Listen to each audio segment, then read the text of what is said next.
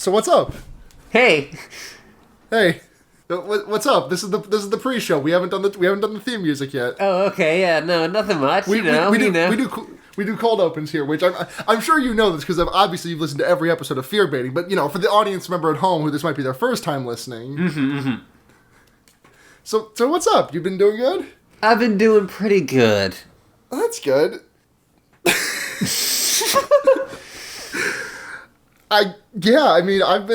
I'm trying to think if anything's been going on with me this last week, but I don't fucking know, at all. I don't think anything has happened with me. I've been doing a Cuphead speedrun, and that's been fun.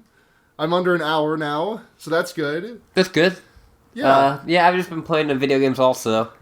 Yeah, what are you playing? I've been playing some of Final Fantasy, like the MMO, because my girlfriend wanted me to get into it. Oh, Polly. Polly has brought you down a deep, dark rabbit hole that you may not ever escape from. I mean, I brought her into wrestling a bit, so I feel this is only fair. Yeah, okay, that's way worse than getting you into Final Fantasy. And I've been watching a lot of TV. Okay, yeah. I've been finally making good use of the Crunchyroll subscription I pay $8 a month for, and watching some anime. I started watching iShield 21, I started watching Kaiji, which Kaiji fucking owns, and I've been watching a couple episodes of Detective Conan here and there, which I fucking love Detective Conan because, there is some overarching plot stuff with, some syndicate stuff, but, 9 times out of 10, if you just fucking roll the dice and pick a random episode that isn't in, the first 5, you'll get, a good 23-minute bite-sized ass, Sherlock Holmes story with a bite-sized Sherlock Holmes. Yes. Little Sherlock. Little Sherlock. Little Arthur Conan Doyle. But... Yeah, the faces that Aoyama draws still manage to freak me the fuck out, 15 years later. Gosho Aoyama draws some fucking, he very well captures the... if you can imagine the worst possible face you make in the throes of death, Aoyama has drawn it. Yeah. Oh, God. It's so good, though. Yeah, I've been watching some anime, some Pop Team Epic. Oh yeah, Pop Team Epic's fucking great. I think I recommended that a few weeks ago. It's so wild. Yeah, it's so... It's very, I can't even think of a way to describe it. To call it a comedy anime feels like a bit of a disservice because it's not exactly... to call it comedy anime kind of, puts on the same level as all other anime that's, base intent is comedy, which is just not fair to Pop Team Epic. I put it on, the same level as, Nichijou. Yeah, it's a Nichijou. But also, I've been watching some of The Good Place. Oh yeah, I've been watching. I shotgunned 6 episodes of that the other day. Mm-hmm. It's really good. I've loved Kristen Bell ever since 10 years ago when I first watched Veronica Mars all the way through for the first time, and I did that 3 times probably. Mm-hmm. God, that show's so fucking good. You ever seen it? Veronica Mars? Yeah, I've seen some of it. It's so good. I would watch that show front to back now. I would just do that and I'd be done in 2 weeks. Because that show is so fucking good. And then I've been watching some of One Day at a Time, which is my own personal favorite Netflix show that isn't popular. I'd never heard of it until you posted screen caps this morning. It looks good. It's gays. It's got gay. Yeah, it's very comfort food. It is a sitcom with a live audience. Oh wow, I keep forgetting they sometimes do those on Netflix, Fuller House. Yeah, and so this is technically a remake of an old sitcom, One Day at a Time. Yes. Yeah, I've heard of that. I've never seen it, but I've definitely heard of it. But kind of the big change with this is one of in the original it was an Italian family, in this it's a Cuban family. Oh, okay. Mm-hmm. And one of the the kind of big stunt casting is Rita Moreno, who was most well known for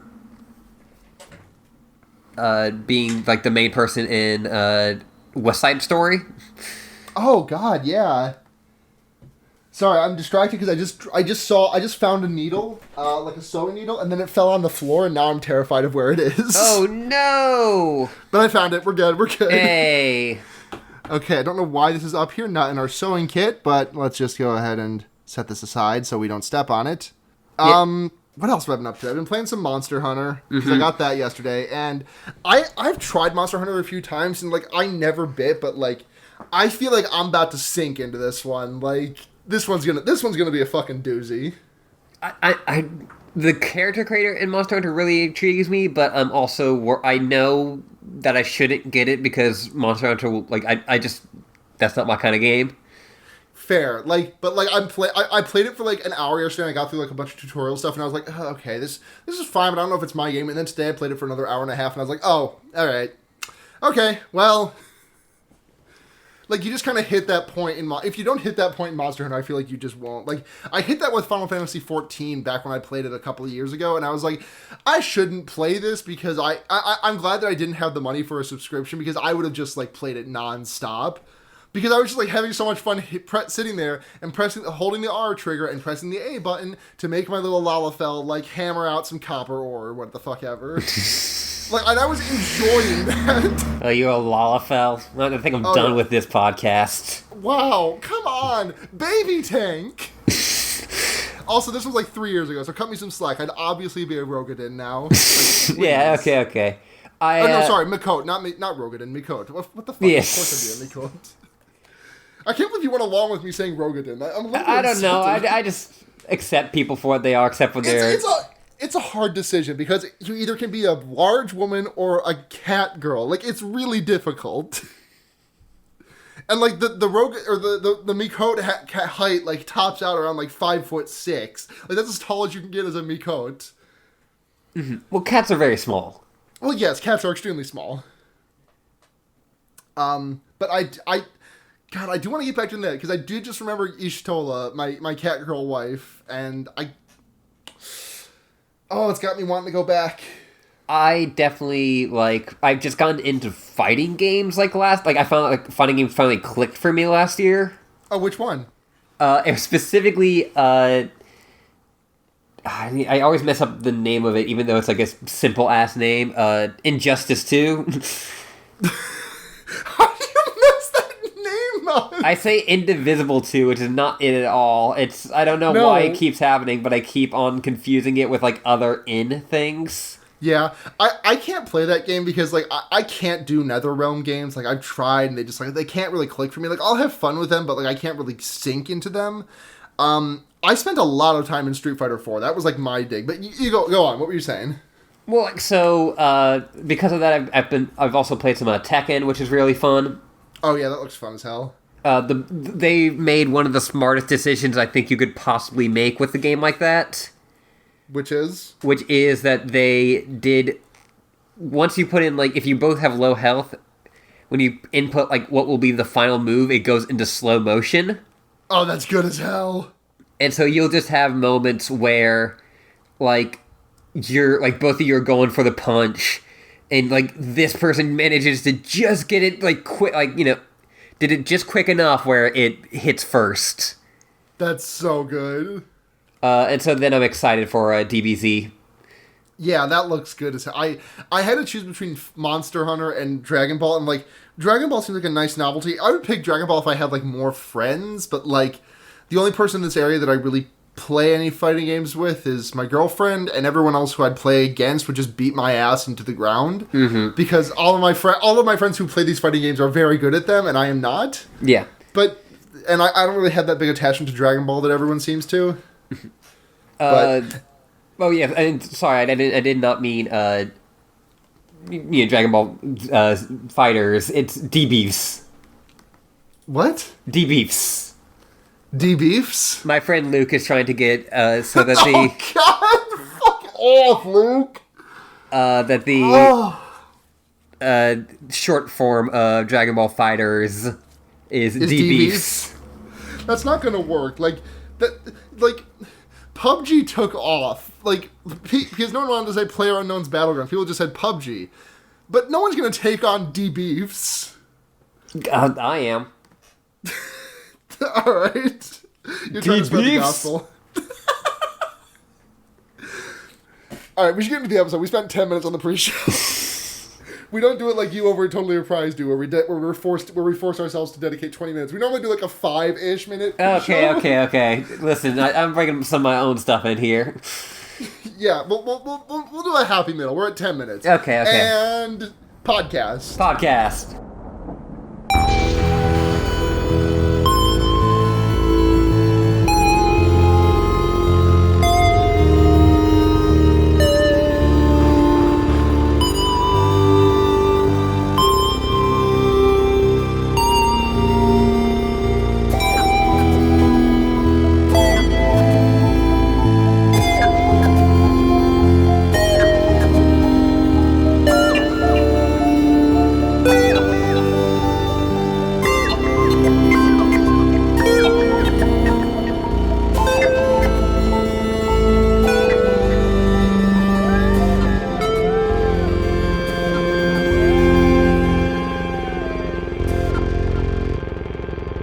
Welcome to Fearbaiting, everyone. It's your number one, like, vaguely outlined guy in the background podcast. It's your number one vaguely outlined podcast that you kind of see on the periphery of other podcasts, but you don't really get a full good view of it. This is Fearbaiting. I'm Luna, and Blair is still on hiatus. And like I said, we've been bringing in a rotating, like, fucking panel of guests. And this week we have my friend. I almost did the fucking thing you do with Molly. And I almost said but this is my friend, and you podcast. If you listen to this show, you probably listen to at least one of her podcasts. This is Ashley. Hello. How you doing? I'm doing pretty good. Good. So what we always like to do with people who are new to the podcast is we like to have them do give us a brief synopsis of their history with horror movies, and I know yours is a little bit different. So yeah, I am not huge on horror. I would even go to say that I'm not really a big fan of horror. And yet, there are some horror things I do like. We were talking earlier, usually from like a filmmaking standpoint. Mm-hmm. Like I'll be interested in certain things. So like, one of the more recent ones I saw was Get Out. Mm-hmm. Yeah, God, Get Out was so good. And even when I'm not into the horror movies necessarily, I'll read a lot of the Wikipedia pages for horror movies. I used to do that with Final Destination, and it would scare the fuck out of me, and I wouldn't be able to sleep that night. Yeah, no, Final Destination is just something I can't do. Mm-hmm. On like multiple levels, both on like it grosses me out, and also it doesn't interest me that much. Yeah. I did see some of one of the Final Destinations, the one that had the huge traffic accident. Oh, Final Destination 2. Yeah, that one will make you stay out of the same lane as a log truck for the next 50 years. I saw that in a classroom for traffic school.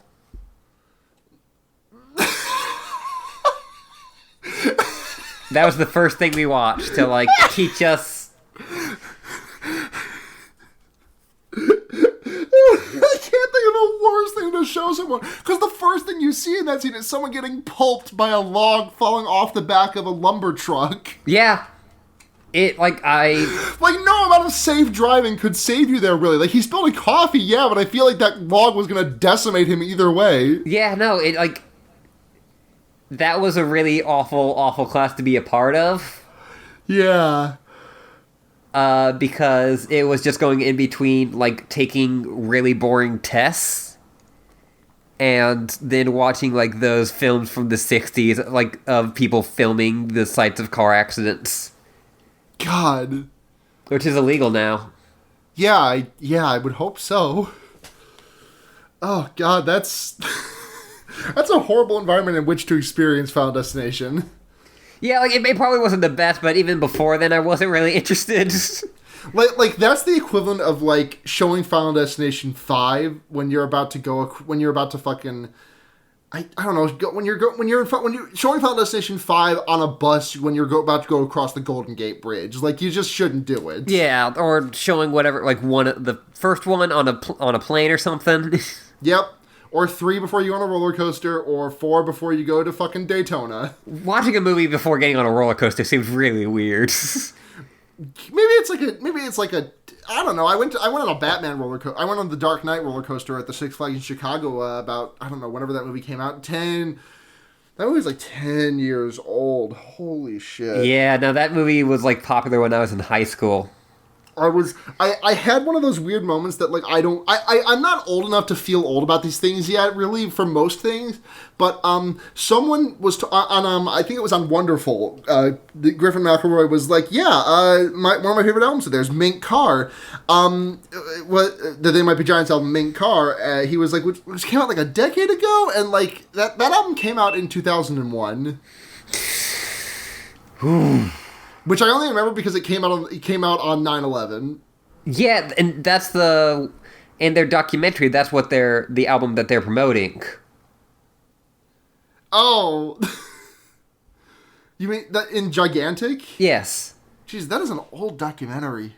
It's a really good one too, because I also remember because one of the concerts they film is at a bookstore, and it is on September 10th. Oh. And they play New York City. God, that song slaps, though. It does. Have you ever heard the original? Because that's a cover. Yeah, no, I have. Okay, the original is extremely good, too. Yeah. But I think, though, like, it is one of those covers where it's like, oh, you were supposed to play the song. Like, They Might Be Giants was, like, born... Like, this song was made for They Might Be Giants, basically. Yeah. Yeah, no, it's... It's like the boys... It's like Mountain Goats doing The Boys Are Back in Town. It just works so well. Oh, I'm about to pass that one on to Blair. Blair's going to get a kick out of that joke when she hears it. It's not even a joke, it's just a statement. Yeah, no, have you heard that cover, though? It's super good. Wait, that's a real cover? I thought you were just making a joke. No! The only Mountain Goats live stuff I listen to is their live versions of You Were Cool, because they've never done a studio album of that, a studio version of that song. And man, that song fucks me up. It's a really good song. It's a really good song that, like, it made me dissociate Thursday morning this week. Mm-hmm. Anyways. There's a really good, also, a live cover for the Mountain Goats of him doing Superman by Goldfinger. Wow, that's extremely good. Just because there's some stage banner in the middle of it, he's like, half of the people in the audience are currently going, or like, flashing back to when they were doing, lip tricks off of... in a warehouse, and then the other half are like, that doesn't sound like one of your songs. Oh, God. I still hear that song. Whenever I hear that song, it does, like, in the back of my head, when it gets to, like, the second verse, I do hear, like, the really fucking, like, chunked up, boop, boop, boop, of, like, you've got 10 seconds left. Yeah. Oh, God. Right. It doesn't happen with really any other song on that, but, like, from that soundtrack.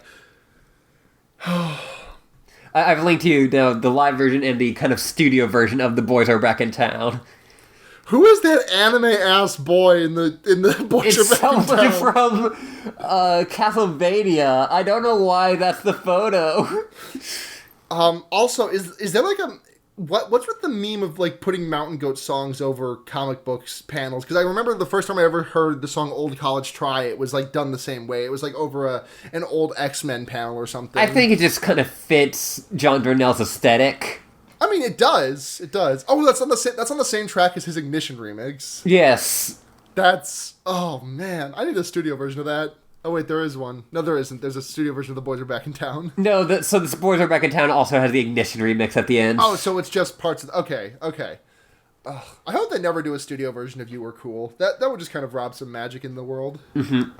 Anyway, this is a horror movie podcast. The real horror is the existential dread you get about everything when you listen to the Mountain Goats. Yes. I've been more into horror books. Like, you referenced House of Leaves, like, I couldn't tell, Ashley. You only referenced House of Leaves about 50 times during the viewing of this.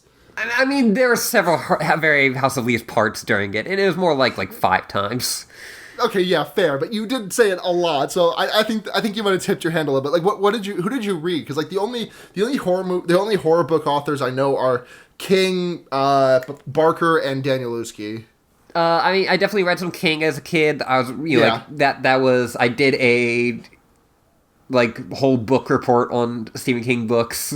Yeah. I talked about this with Blair a couple of weeks ago. Remember how he pretended to be someone else and just like released books under that name completely secretly and was like, no, Oh, yeah. that's not me. One of That the was so weird. I would work. I used to work at a library, and so I would have to put all of those books away. And the Stephen King section was always a fucking mess because like half the books are not by Stephen King technically. Yeah, by Richard Bachman. That's his name. One of the best ones was he was under a pseudonym to write a kids book, and then he wrote the kids book, and then he gave himself a quote as Stephen King. And just like the quote was like, "The Stephen King of kids books." I mean, it's true. I'm like, yeah, it's true, but man, what a fucking like great pull. Yeah. Oh my god. I always remember that one of the books he wrote under Richard Bachman like is no longer circulating in print anymore because there was like a school shooting and one of the shooters in the school was found to have the copy of the book was Rage, and that book was found in a copy of that book was found in his like room after the shooting. Yeah. So bringing the mood down. Junji Ito is another one. Oh yeah, Junji Ito. I don't know enough of his stuff, honestly. I've read some of it, but not enough. I mean, like I've read the hits. Mega Fault, Uzumaki. God, like just it's pronounced Naruto, actually. Oh, okay. Bye. That's like the second week in a row I've made that joke. Uzumaki is just a fucking horrible. It's very good, but it's just disgusting to read. I've actually never read it. I've read Enigma. That scared the shit out of me, so I stopped reading Junji Ito for a while. I think I've read bits and pieces of Gyo. No, Gyo's something. There's a shark with robot legs. It's extremely good. Yeah, like Gyo is definitely like maybe like the most ridiculous of his like kind of horror stuff. Yeah. And then I've also read Cat Diaries, which is totally different than his horror stuff, but it uses the same. It's the cute one. It uses the same art style though, so it's really good. I just want to say that like we've gone all the way from the They Might Be Giants discussion, but I do have Circular Karate Chop just like playing in my head on a loop now. Off of Nanobots. Yep. That's a good fucking album. That's a good album. And then also another manga one, Higurashi When They Cry. Oh god, yeah, that one. Which I've only really read the manga for that, didn't play the game. Yeah. And I kind of think the manga like peaks early. Is it okay? So, question is Doki Doki Literature Club just like a modern version of Higurashi? Kind of. Okay. Doki Doki Literature Club is a lot more like meta. Okay.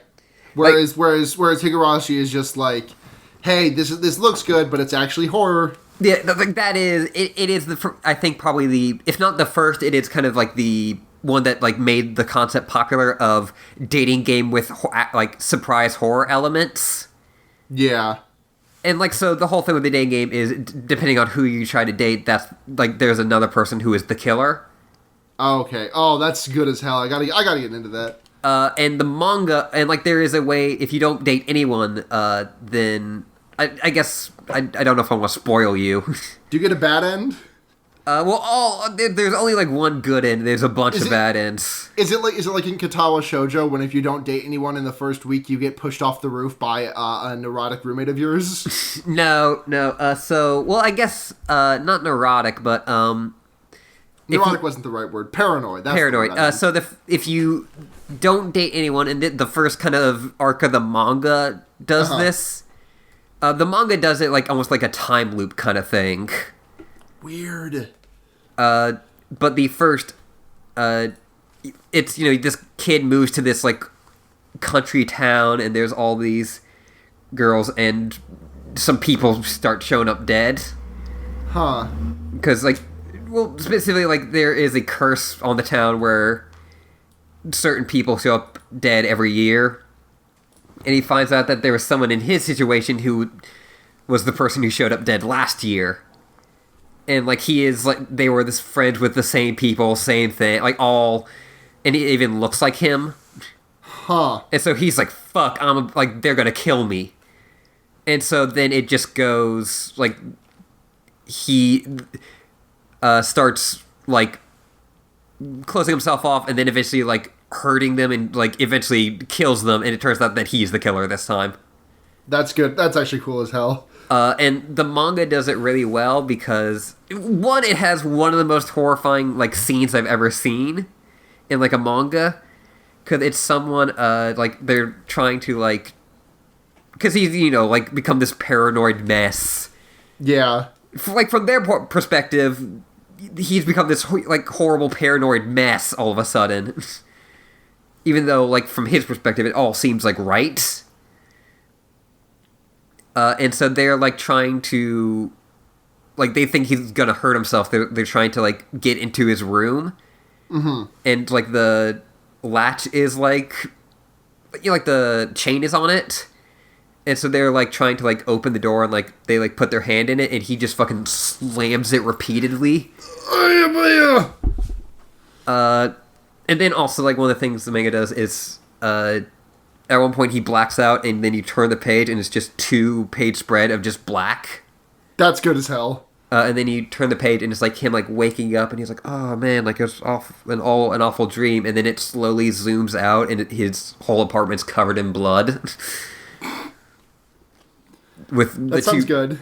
And then he tears his own throat out. It's fucked up. Right. I like how I say I'm not big on horror, and then I describe the things I like, which are extremely horror. Yeah. Before we get into the episode, at the 20... Jesus Christ, Ashley, what did you do to this podcast? I can't help it. You got so excited talking about it, I didn't want to stop you. But before we get into this, while we were talking about the mountain goats like 10 minutes ago, the mountain goats bot did just post the lines from You Were Cool. Oh, man. It knew. It knew. Okay, so... I mean, Marble Hornets is kind of hard to talk about, so it's probably good that we spent a half hour talking about this shit. So, Marble Hornets, it's the Slendermans. Yeah, it is probably the most famous Slenderman thing. Probably, yeah. Until that Slenderman movie comes out. Well, there's the Slenderman documentary. Yeah, but then there's also the Slenderman horror movie coming out next year, or this year. Yes. Which I'm extremely excited to see, because you know that's going to be terrible. Yeah. I don't think Doug Jones will be Slenderman like he was with the Marble Hornets movie. Oh, God, that's right. Well, maybe they will. He was the Bye-Bye Man last year. Oh, he was the Bye-Bye Man? Fuck.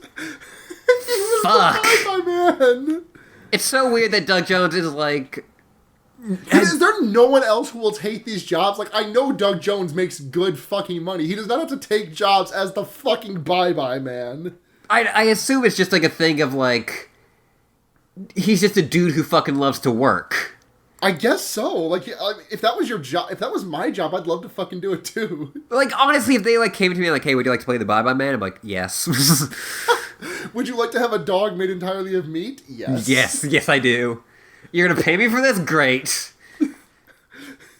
So for those who don't know, the Slenderman came from a Something Awful thread about where they were making fake like photoshops to then send to like the whole purpose was to send to like paranormal websites and try to convince them that it was real. And like a few pages into the thread, a guy named Victor Surge. That's his user. That sounds like a superhero. Yeah, that's his username. His real name's Eric Knudsen. Yes, but Victor Surge does extremely sound like a fucking like that's a superhero. That's someone you meet in like the issue 1 of like the Shocker comic. Yes. Oh, anyways, continue. But he submitted 2 images of the Slender Man. And the whole thread eventually became enamored with it. And just more and more Slenderman content started getting made. And then about, I think it was like 3 or 4 days afterward, after that image got posted, one of the posters, who only identified himself as J, the letter J,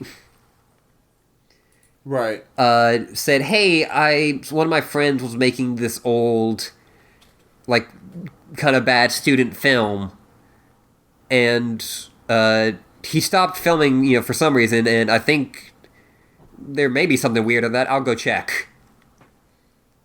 And that is what Marble Hornets is. Which was originally going to be called the Slender Tapes. That's a way worse name. Yeah.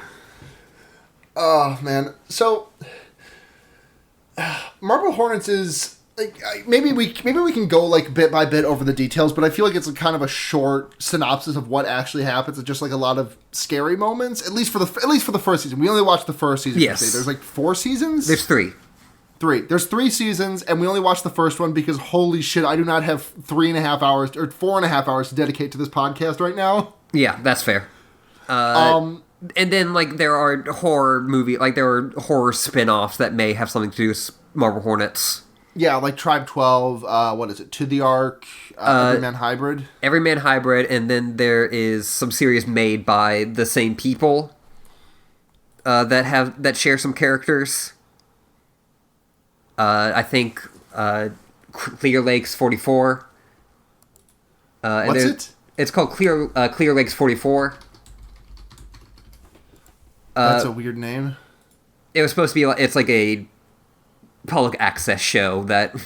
Oh, kind of like that video Chris Straub made a while ago. Yes. I gotta link that. That's such a good video. It's so good. They eventually made a TV show out of that, right? Yeah, Channel Zero. Yeah, Channel Zero. Well, they didn't make... I'm talking about like the one where he made like the fake emergency broadcast, not like the Candle Cove one. Oh, okay. Did you ever see that? Yes, I did see that one too. It's so weird how Chris Straub is like one of the funniest people online, but also one of the most competent horror creators of this modern era. Yes. Like, I mean, I guess it makes sense that you'd have like a foot in both camps, because I feel like because a lot of the things with horror movies that like, I think an important thing to have in horror movies is like pressure relief valves, because otherwise it gets too much and the audience is just like overwhelmed. If you like let off a little bit of steam by like having a chuckle or something, like I think that's why some of Get Out's scariest moments happen, because Jordan Peele is absolutely fucking hilarious. Mm-hmm. And like there's like these little moments of like, the dad says, "I would have voted for Obama for a 3rd term," and you're like, yeah. And then like it kind of ratchets down the tension a little bit so it can continue building. Like there was probably about a hard cap of tension that can be built, and every time you're say 0 to 100, every time you make a joke, you're inching it down by like 5 or 6%. Mm-hmm. Like eventually, like mounting tension just becomes tiring and almost comedic, mm-hmm. but not in a way that's like good. Mm-hmm. Like, Get Out does have really great comedy, but, like, the comedy doesn't come from, like, ratcheting the tension up so much that it becomes humorous. It's all from, like, those little tiny jokes that then ratchet down the humor just a bit. Yeah, no. I think it tracks, definitely. Like, I mean, there's a lot, like, the thing that, there's, like, a really organic way of doing that in here, and that's in the Marble Hornets, because... Like, it's obviously a joke at how bad this student film is. Like, you're kind of supposed to laugh at that, and it really does help ratchet down the tension. And then you swivel the camera, and oops, there's the Slenderman, and you're like, oh, and then you shit your pants. Yes. The other series that they're currently involved in is ECKVA. ECKVA. Huh. Never heard of that one. Which is, like, a kind of... Like, though the last 2 that they've been doing are way more, like, alternate reality game kind of stuff. Mm-hmm. Like, there's, fake websites and stuff, and, like, ECKVA is, like, a fake pharmaceutical company. Huh. I think that, God, there's so much good, like, so many people are using the internet in the best possible way for horror movies right now, and I think it's really astounding. I think that, I've talked about him before, and I will probably talk about him again in the future, but I think Nightmind is a really good source for this, because he does cover a lot of stuff about, video, I mean, I hate using the word creepypasta, because it does sound a bit diminutive, but that's basically, what it is, the horror stuff produced on YouTube, Petscop and all that stuff. Nightmind is... I can't, Nightmind and, to a lesser extent, Nick Spheres, who I've recently gotten into. I fucking love Nick Spheres now, by the way. The reason why creepypasta, sounds so, because the word pasta is in there? Is that why? Because of that, and also because so much of creepypasta is awful. Oh, yeah. I always, every once in a while, I like to go back to the Slow Beef's House of Horrors, on the Retsu Prey streams, when he reads off, a bunch of old, shitty creepypasta about, Sonic the Hedgehog. The one that always, made me roll my eyes was, there's a series of, Disney ones. Oh, I believe that. Or, do you remember, what is it, Squidward Dies or something? Yeah. Oh, man. Those were so bad. Well, I mean, there's the, Suicide Mouse, which, I feel like at a certain point, if you've read one, Lost Episode 1, you've read them all. Dead Bart. Suicide Mouse? I've never heard of this. I've never heard of Suicide Mouse. I'm super into Disney and, also Disney parks, and...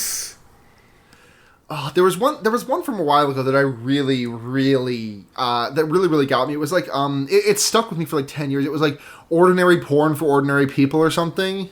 Does that sound remotely familiar? No, but it does sound like a really that's a really good name. No, it's normal porn for normal people.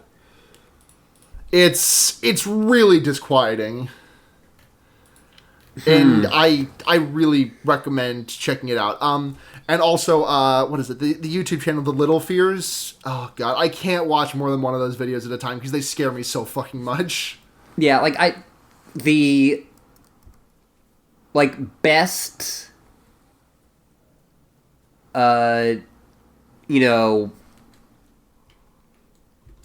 creepypasta, just gives you just enough to kind of creep you out, while still being terrifying. I was looking up the series. The series is called Abandoned by Disney. Oh, Abandoned by Disney, sure. And the first one is about a it is somewhat based on an actual abandoned amusement water park. But that there's all this creepy stuff, and then there's one of them. The one that made me really roll my eyes was one called Room Zero. Oh, I've read Room Zero. It's not that. Wait, is that? Am I thinking of? No, I'm thinking of No Exit House. Room Zero is about a nuclear bomb shelter underneath Disney, and there's a bomb scare in the 50s, and everyone went in there. At some point went in there, and everyone died in there, and it's oh, okay, so just everyone at the Disney park died and it's all been covered up? Mm-hmm. That. Oh, that's a good one. And also everyone fit inside, one nuclear bomb. Okay, what? Listen, all of these stretch believability, that is kind of the point of it at some point, of all horror. But at a certain point, it's just well, obviously no. That's, you're trying to, do the magic trick of making me believe just for a second. Yeah. But it's just so unbelievable and so stupid. Yeah. Oh, okay. So Marble Hornets. Marble Hornets. I think at this point, since I do want to keep this podcast to around an hour, okay. I think we should just pound out some quick story beats of Marble Hornets and then talk about some cool shit that happened. So Marble Hornets is a story of a guy called Jay and his friend Alex, who is no longer his friend. They were making a movie together, and Alex dumped all the tapes on Jay, and Jay looks through all the tapes. It's a found footage thing. Yes. And it seems like Alex was being stalked by a creature that we know as the Slenderman. In the universe of Marble Hornets is called the Operator. And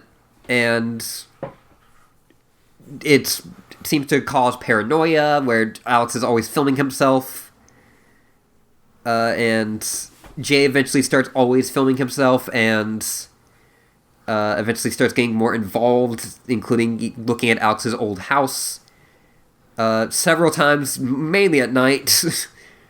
Because these people make poor decisions, and then sometimes if you look at just the right spot, you can see the Slenderman in the background. Yep. And there's also another mysterious character called Masky by fans. Is that what their name is? Yes. They look like they've got the what the fuck is it from Spirited Away? Oh yeah, like the no face. No face? Yes. No face. Yeah, a little bit like the no face mask. You said it looks like the wrestler Sting. I did also say, okay, it looks like a fusion of No Face and Sting. It looks like they fucked and had this mask as a baby. Yes, and who seems to be a kind of malevolent force also in addition to the Slender Man.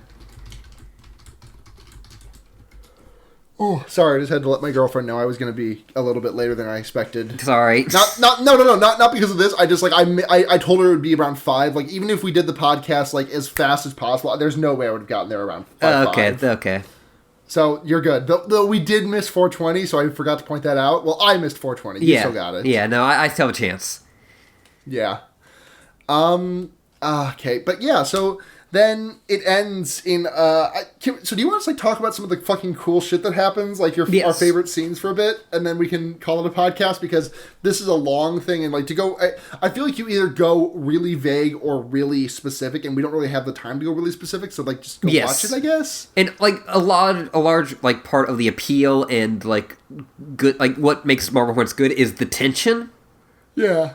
Like, there's just a lot of great tension in that series. Like, the first video, which is, like, 30 seconds, is still, I think, like, one of their best. Yeah. Like, the first, like, main entry video where it's just... You just see a dude on the porch. Yeah, and he's chilling. Yeah, no, it's just... Like... The Slenderman doesn't do much in this series other than, like, menacingly move towards the camera.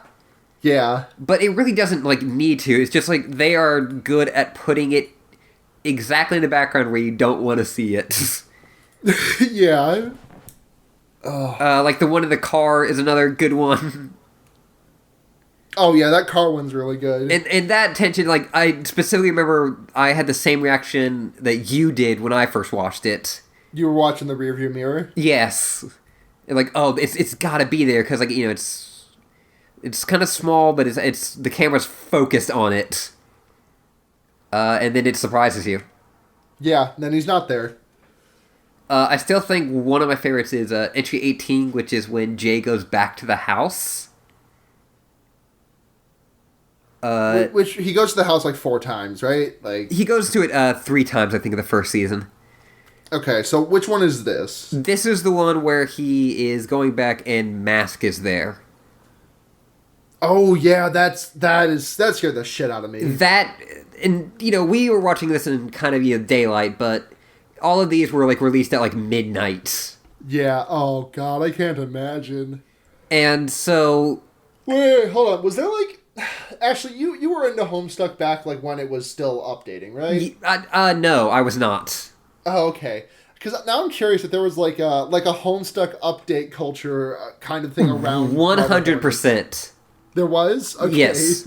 Were there people throwing together closet cosplays in like 30 minutes time of new characters? Not exactly. I guess there are a little spoiler. You get a bit of a hint of it at the end of this season, but there are other masked people.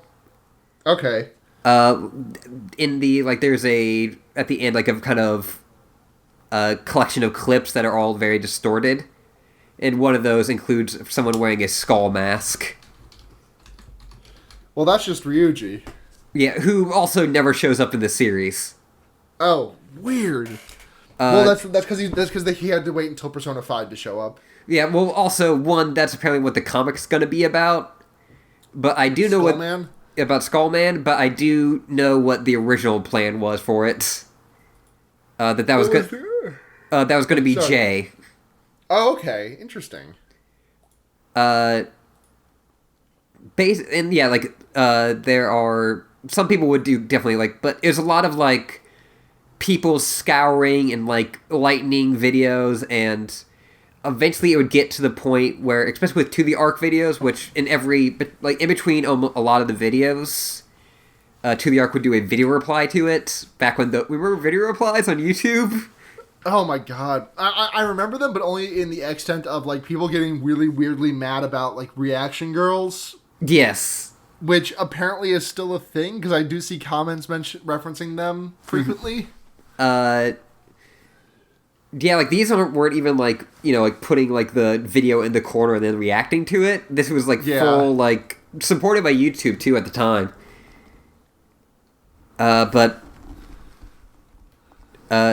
in a lot of the To the Arc videos, people would like take those videos apart, including like the audio. And like some of the audio would, like, if you like put it through like, Audacity and then like exported it and then looked at the spectrogram of the video, it would spell words. Huh. That's some Aphex Twin level shit. Yeah, no, I definitely felt like... Oh god, I just thought about that fucking... You know what I'm talking about, yes, right? Where, like, the video. The face in the waveform? Yeah. Oh god. I'm gonna Google it real quick. The waveform... I think there's like a... Oh, God! Yeah, it's so bad. How did he do that? You can do that where you can change like a photo into a waveform. Yeah. Into a spectrogram or what the fuck ever. One of the less creepy versions of it is there's one called The Sound of Cats. And the spectrogram is just a bunch of cats. I saw that image when I Googled it, yeah. Man, that face is creepy. Yeah, good God. But yeah, like this, I think is still, like, Marble Hornets, I think is still, like, one of the earlier, like, it's one of the, definitely, like, it's not the earliest kind of really successful creepypasta. Like, in, like, multimedia form. Like, there was Ted the Cave Diver before this. The Cave Diver. Oh, you don't know that one? I don't know the Cave Diver. I don't know a lot of creepypasta, Ashley. I'm super into creepypasta, like, as a concept. Huh. But...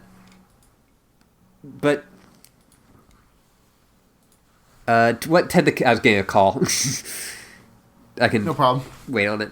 What Ted the Cave Diver was a, like, blog about this guy who was a cave diver. Sure.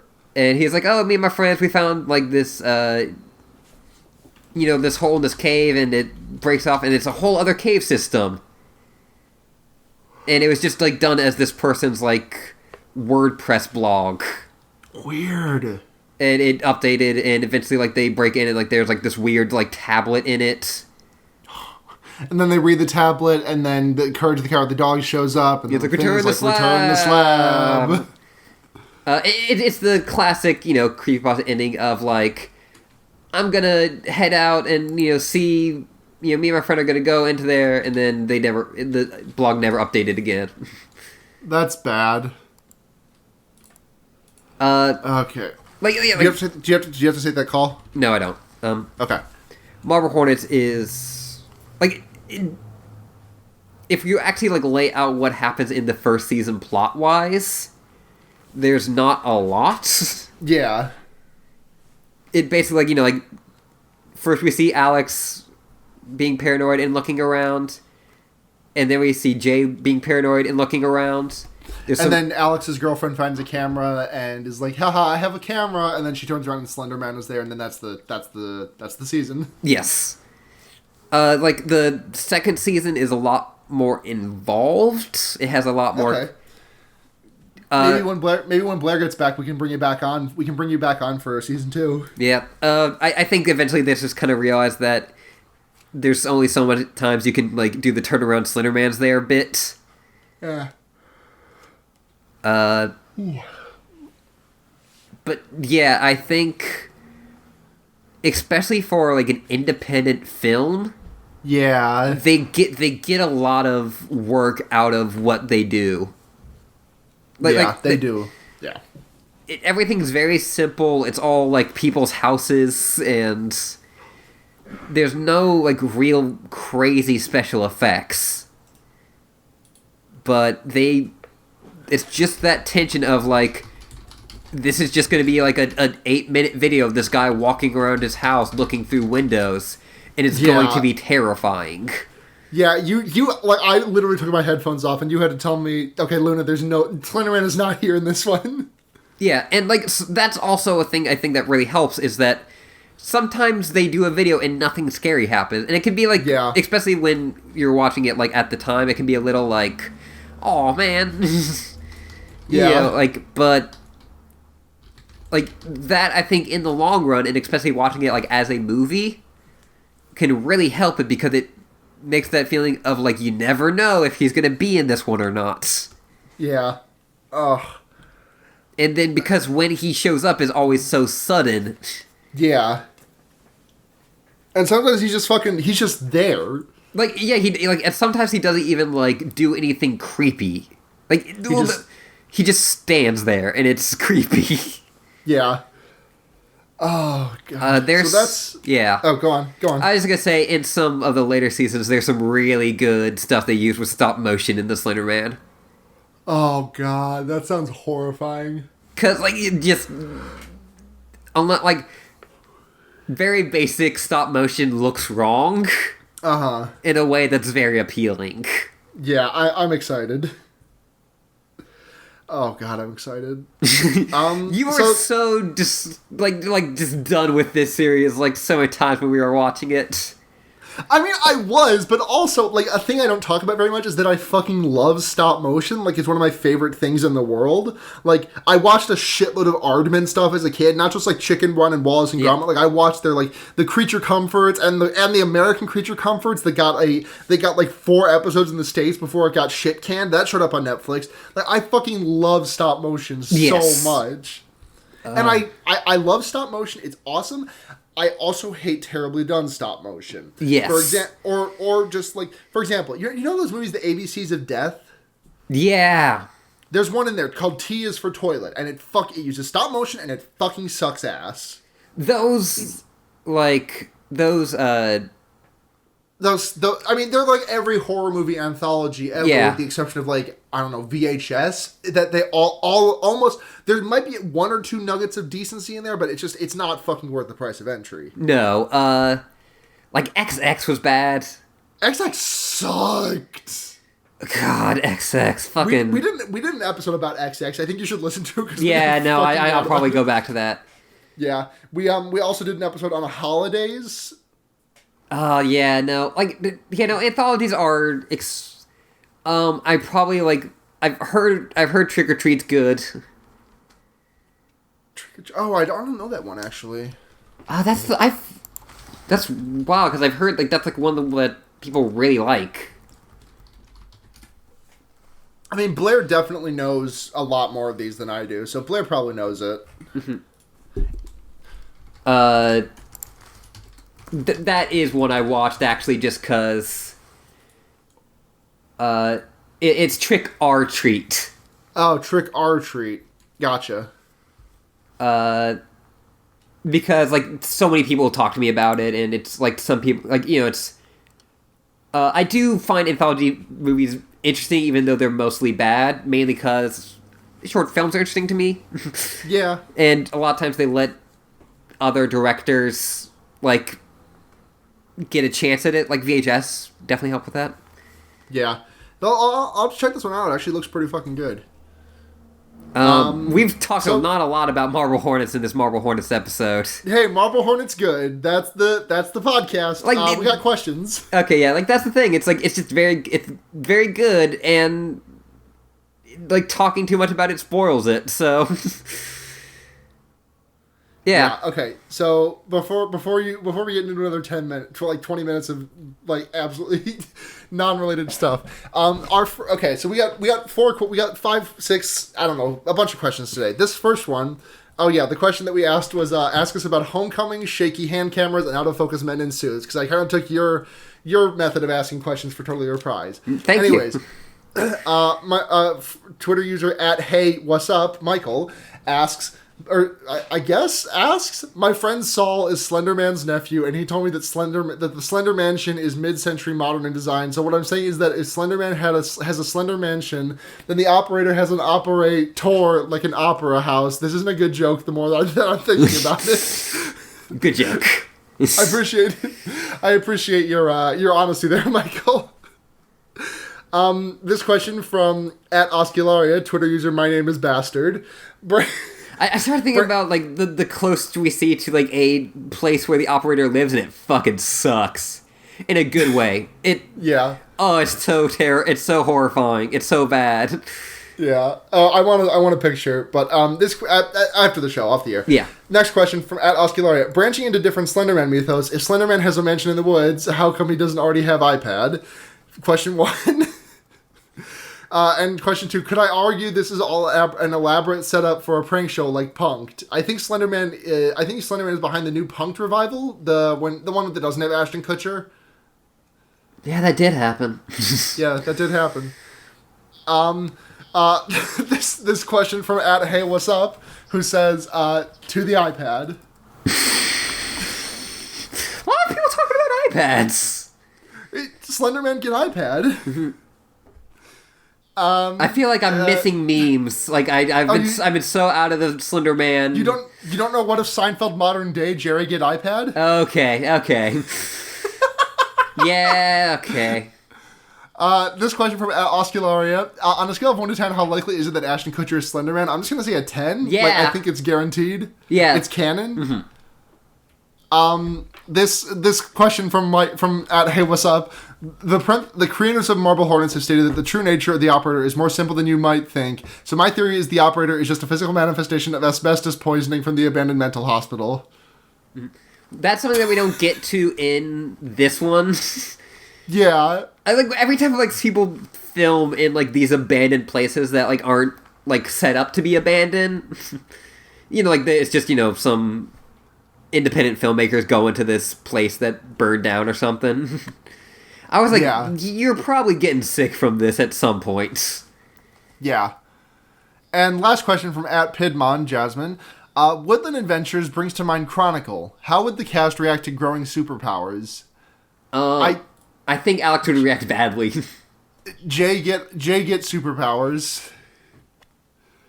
Jay, I don't have a joke here. I think they would both react badly because they'd be like, "What the fuck is happening?" and then they'd freak the fuck out, and then that would be the season. And those are questions. Hey, those are questions. Now we're gonna move into recommendations. All right. I've talked a lot about a lot of things in this one. Yeah, you got to give like an actual recommendation. I'm trying to think. Because I talked a lot about stuff that I like too at the beginning. What am I gonna recommend? What am I recommending? I'm gonna recommend. Okay, I haven't had a chance to play it yet, but I'm gonna get it like as soon as possible because it looks fucking incredible. I recommend you at least like look into Celeste, which is a new like. This is gonna sound like the most generic bullshit in the world because it is a 2D difficult pixel platformer.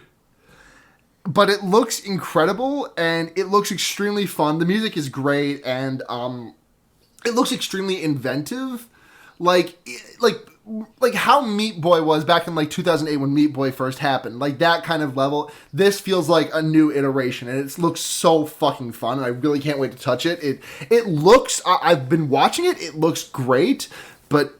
Oh, God. Yeah, I've been seeing like videos and GIFs that people have uploaded of them playing it, and it looks incredible. Yeah, I'm excited to play it. I guess, I guess... go on. No, go ahead. I was just going to say, I've also been watching Fullmetal Alchemist Brotherhood again, and hey, that's still good. I guess if it doesn't have to be horror-themed... No, it doesn't. It does not. It's just a recommendation. It's the thing you like. One Day at a Time. It's a Netflix series. It's extremely funny and extremely, like, just good comfort food. Yeah.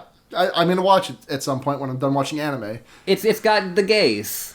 It does have the gays. And apparently, I've been also informed that it uses not, like, pronouns that aren't she, her, or he, him, and it isn't, like, shitty about it. Yes. Because I saw an episode title named To Zer with Love, like the pronoun they, them, zer. Yeah. And I got a little bit leery about it, but like if you say that they don't do a shitty job about it, like I believe you. The main character, one of the main characters, their partner is non-binary. That owns. So yeah, that's been Fearbaiting. Ashley, where can we find you online? You can find me at Yuri Librarian with an underscore on Twitter and a dash on Tumblr. You can find all the podcasts I go on at audioentropy.com. And you can find my Patreon at patreon.com/AshleyLeahMiner. All of Ashley's podcasts are extremely good. Also, Ashley, plug your Patreon. I did. Oh, you did? At patreon.com/AshleyLeahMiner. Sorry about that. Give Ashley your fucking money. You can, if you want to find us, we are at Fearbaiting on Twitter, fearbaiting.tumblr.com, fearbaiting@gmail.com. You can also support us on Patreon, patreon.com/fearbaiting. You also can, if you don't have the money to get to Patreon, we totally understand. You can just support us by like telling your friends or rating and reviewing the show on iTunes. We always shout people out when they rate and review the show on iTunes, so we always appreciate that. And if you want to find me at Chie Shadonaka on Twitter, chiesatonaka.tumblr.com, and our other podcast, our sister podcast, The Wonder Years, which is our Animorphs show, or our Animorphs podcast, where we're actually doing the Animorphs TV show while Blair is on hiatus, which is it's gonna be a fucking wild ride. And I really recommend tuning in. And also my leftism podcast, Henry Kissinger's Pokemon Going to Die. Those are all the places you can find me. I think that's gonna do it. Until next week, folks. I'm Luna. I'm Ashley. And remember, you can put a fucked up guy anywhere. Good night, everyone. Good night.